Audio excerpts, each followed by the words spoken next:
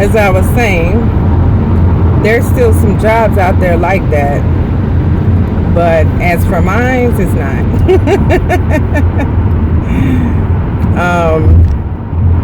So this weekend was pretty busy. Pretty busy. I mean, busy, busy, busy. We had the electricians here, which I talked about on the last video. One of the things that was slightly off record was the potential property manager came by, and she kind of ripped the boat a little bit.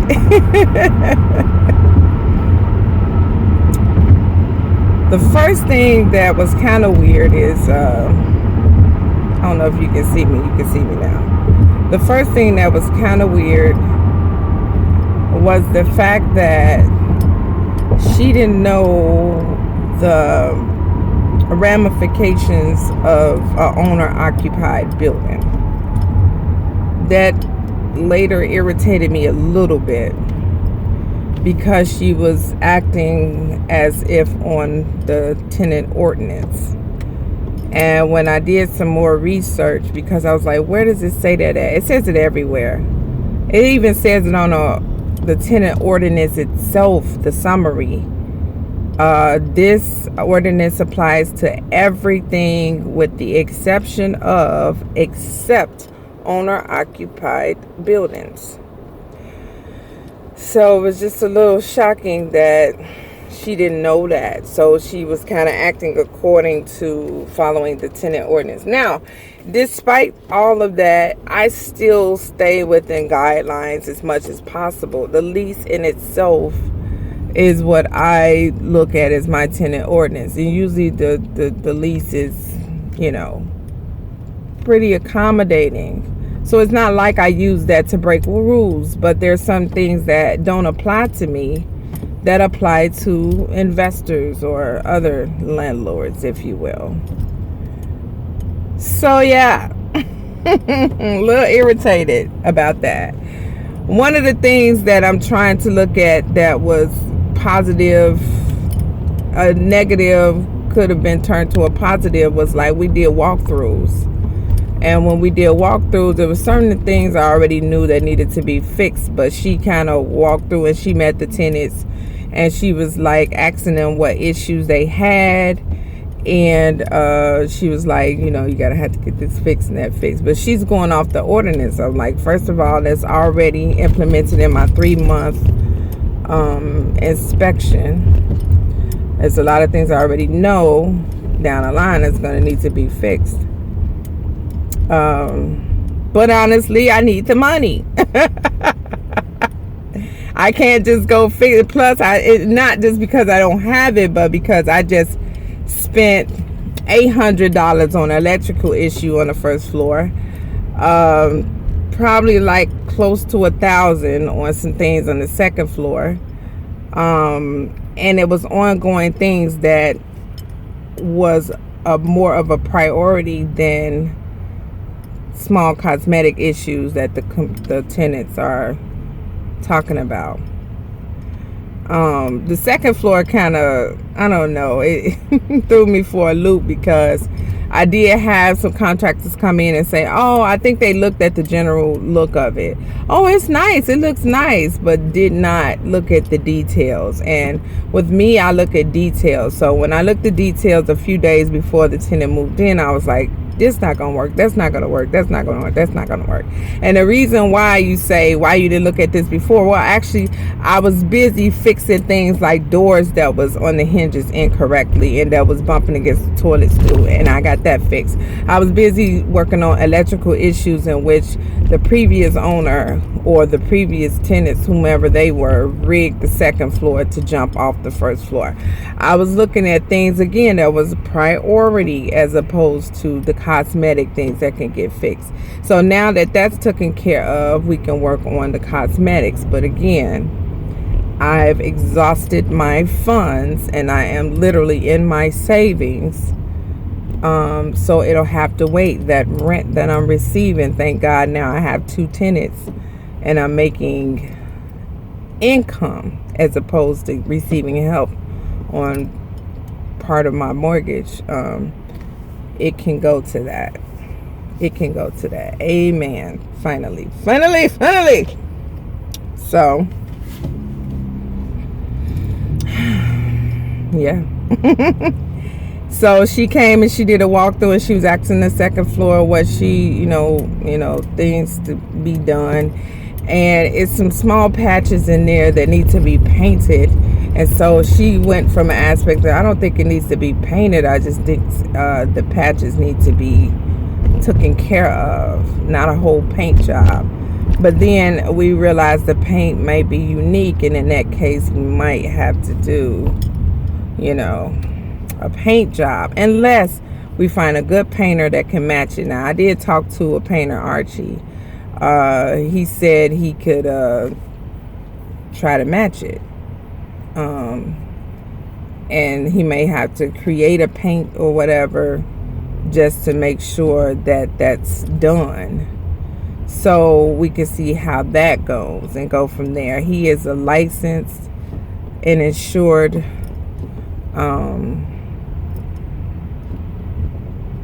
business. He works for commercial businesses, and he consulted me on how to work with that. So yeah, another thing she did was she went to my first floor tenant, and I had already gave her previous notice, and she saw some things which I realized I let go on too long. And she was like, yeah, there's some work that needs to be done, not in that place, but with the whole relationship thereof. So my tenant on the first floor was like, oh, she's done everything, we good, we don't need anything, she's been on it, which is true. But she got snappy when she addressed some things about the apartment. She got a little snappy, got a little loud, a little snappy. So, and I mean, I can understand, but it's just like, my property manager is ready to come in with a fist. She's ready. And clearly, honestly, I've been slightly spoiling my tenant. I've been slightly spoiling her. And I don't beat myself up too much about it. It's part of the learning process. And you live and you learn. And I was guided by a couple of people. Hey, pick your battles wisely. If she's not causing ruckus, deal with what you can deal with. A lot of tenants do not pay on time. Therefore, you can pick and choose your battles. And if she pays and is not several months late, then you're good. But yeah, anywho, I don't regret any of that at all. I don't regret it. But the property manager was kind of going from an ordinance standpoint, and I'm like, I'm owner occupied. That ordinance does not apply to me. Clearly, it doesn't. And again, not saying that with arrogance, but I want people to be educated about what does that mean and where do we go from here. Because you cannot put me under the same scope if it doesn't apply. You can't lead my tenants to believe they have certain rights that they don't have if it doesn't apply. In my case, what I'm learning and what I've learned is that technically my lease is my ordinance. Whatever I make in my lease is what sticks and what stands and what will happen. If it doesn't say it in the lease, because the lease is the contract. If it does say it in the lease, same thing. So if I put, you gotta pick up pea water outside in my lease, you gotta do it. If I put some ridiculous and if I take something out, you don't have to do it. And that's my right as an owner occupied building, right? / baby landlord. But I'm still learning, I'm grateful for the things I have learned. And some of the a lot of the learning I'm learning from the standpoint of being like a Section 8 landlord, even though I'm not yet. I've been being schooled and grilled and taught by Section 8, the Section 8 program, as well as mentors thereof. I have people who I've talked to who have had several properties, so I like to hear from experience point of view first, and in the legal second, and then third, the worst case scenario and the best case scenario, just to prepare myself.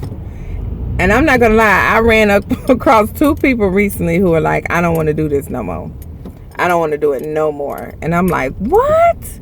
They're like, I don't want to do this no more. I hate it. And then I literally heard a lady discriminate. She can't do that. She was older, but she was older, but she didn't hold back. She was like, them doggone Section 8 tenants, I don't want no more of them. And they just come in and they wreck your place up. Now, I'm not saying they don't.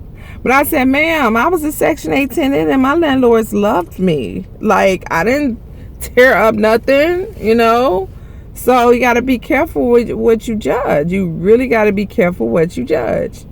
But I think a lot of that is from not living on a building and in the building, not setting up parameters. And if you can't set up parameters, not hiring a property manager, because it's a lot. Most people I talk to, they're trying to lead a building from a different location. And from what I see and what I know, no. A lot of the experiences I've witnessed actually have been from being a tenant. I've learned how to be a landlord from being a tenant. I've seen some bogus landlords. I've seen shicey landlords. I've seen nice landlords. I've seen all kinds of landlords. And it has been something else.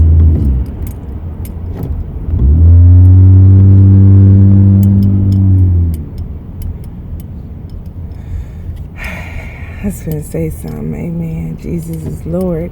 But, I've meddled in their business. I've asked the contractors while I was a tenant. I've done some stuff. I've crossed boundaries. So a lot of my inspiration for being a landlord was to make a difference, and compared to what I saw. And it wasn't saying that landlords suck and they don't know what they're doing. But now that I know the information I know, can I properly landlord? And I'm like, yeah, I can.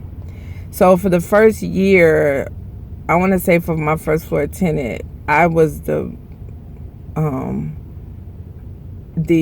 miracle landlord.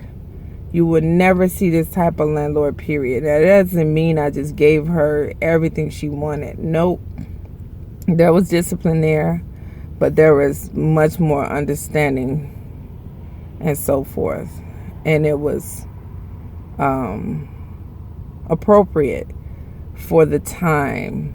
There's a season for everything. It was appropriate for the time, and now it's to the point where it's a different appropriation for something else. So that's kind of how I want to lead.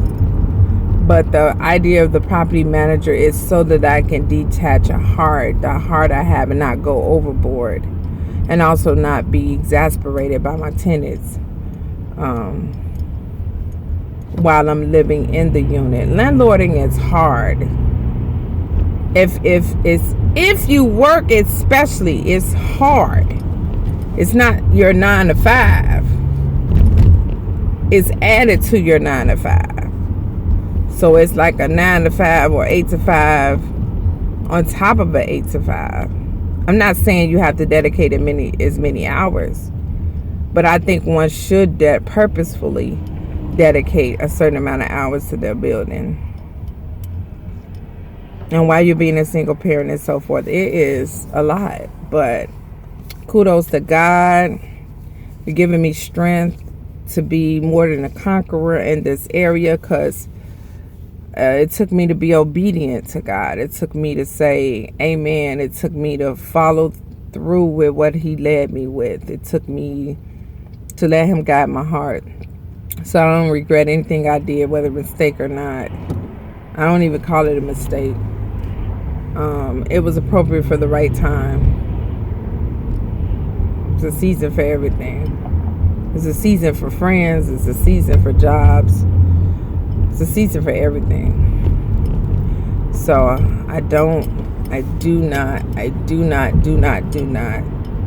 regret that. But yeah, busy, she came in and she kind of started cracking a whip.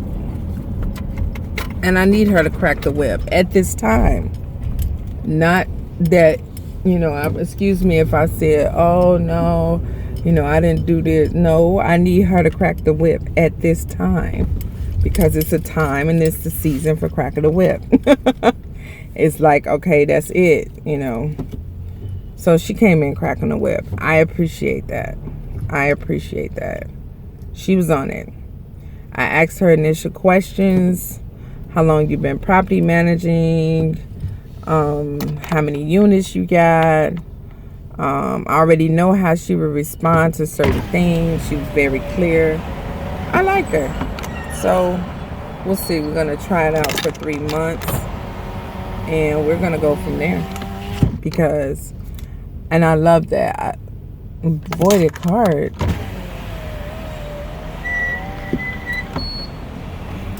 Uh-oh. So I was saying.